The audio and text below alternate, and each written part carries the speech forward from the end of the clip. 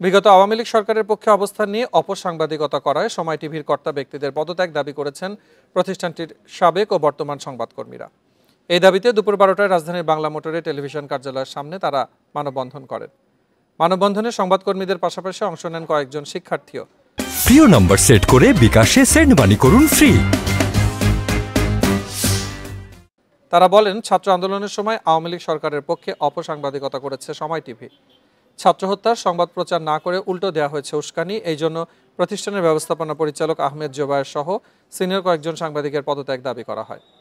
এদিকে আহমেদ জোবায়ের পক্ষে কয়েকজন সড়কে দাঁড়ালেও বেশিক্ষণ ছিলেন না।